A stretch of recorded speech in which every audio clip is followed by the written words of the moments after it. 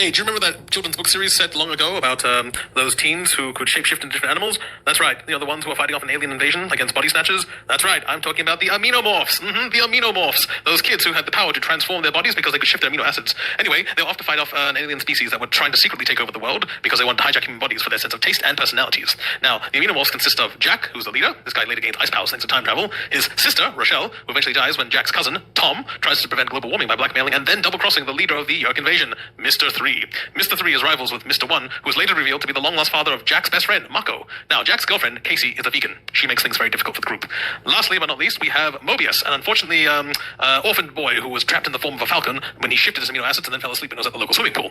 Not long after they began their covert war on the invaders, they meet Prince Maximilian. He's the son of the alien who gave them the powers to become the Aminomorphs. Unfortunately, Prince Max, as he's called, soon becomes addicted to a drug known as PopArena, which actually affects his ability to make sound judgments, and eventually he loses the love of his life to his addiction.